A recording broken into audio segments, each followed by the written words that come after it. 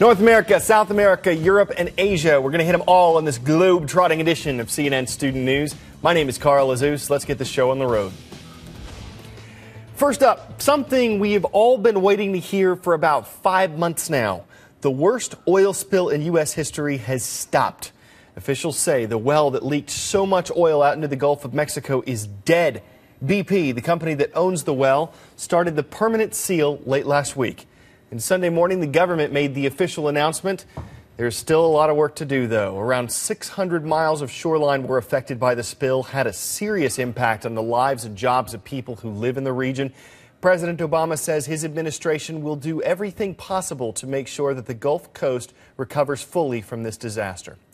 We're moving east now to Bermuda, an island nation in the Atlantic Ocean, one that is dealing with some severe weather.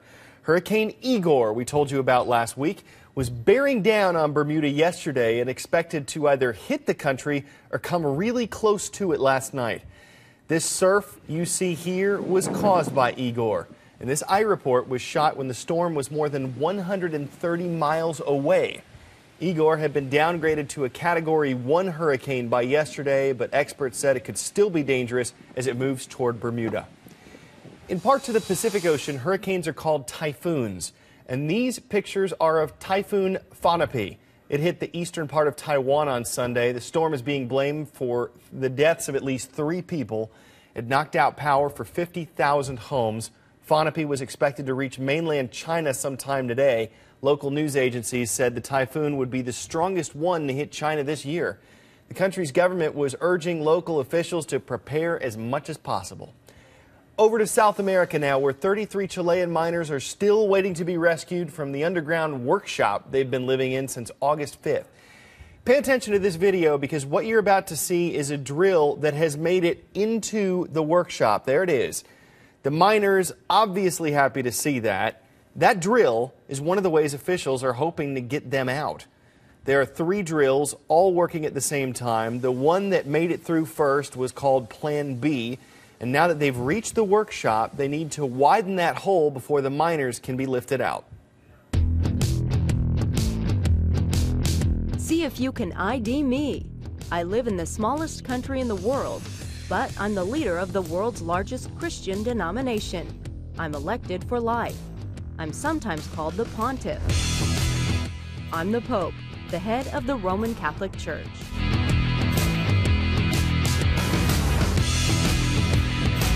This is Pope Benedict XVI. He's the current head of the Catholic Church and the 265th Pope.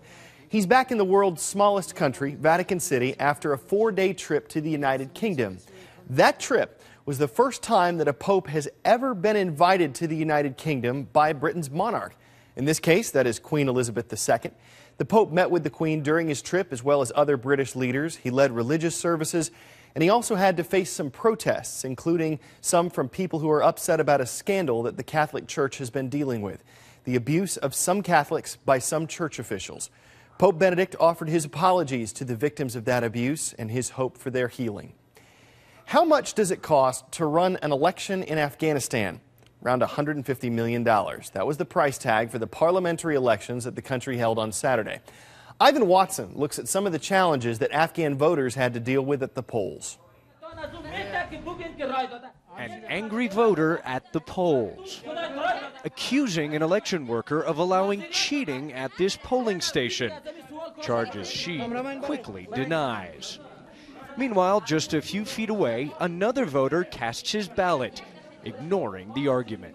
Elections in Afghanistan are a messy process. You've got election observers arguing here, agents for different candidates, people casting their ballots in scruffy schools like this. The voters have had to brave a pre-dawn earthquake, Taliban rocket and grenade attacks, and widespread allegations of fraud.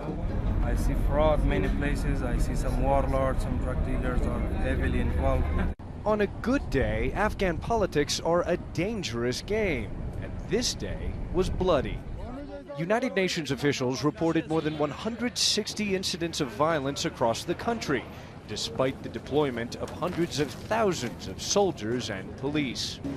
Afghan officials say at least 12 civilians were killed and dozens wounded in Taliban-related violence. Here in the relatively secure Afghan capital, long lines of women and men waited for their turn to vote. I voted for a candidate I trust because I think they'll serve the people, says 18-year-old Ima. We've suffered enough. We want a peaceful, prosperous country. But nearly 20% of polling stations across the country didn't even open, mostly due to security threats. International donors helping fund this $150 million election are trying to look on the bright side. Have you seen the list of the 2,521 candidates? 50% of them are new people, young people. 400 of them are women. They could show, if they are elected, quite a different face of Afghanistan. So this is certainly better than bullets. Time for the shout-out. Bowhead, fin, and beluga are all types of what animal? If you think you know it, shout it out. Are they fish, whales, dolphins, or lobsters? You've got 3 seconds. Go!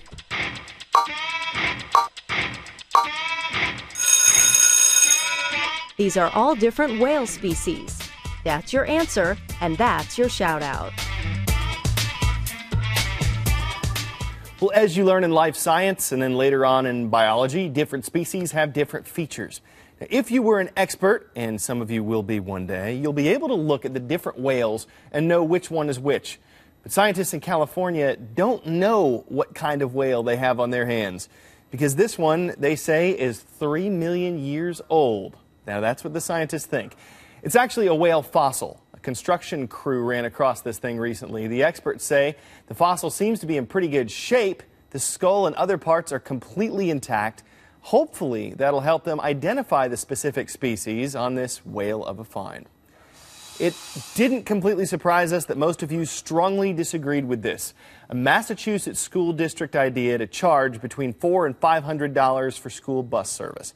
It's only for kids who live within 2 miles of school, but many of you who commented on our blog ride the bus yourselves. That's the most popular way of getting to school, followed by a ride with your parents.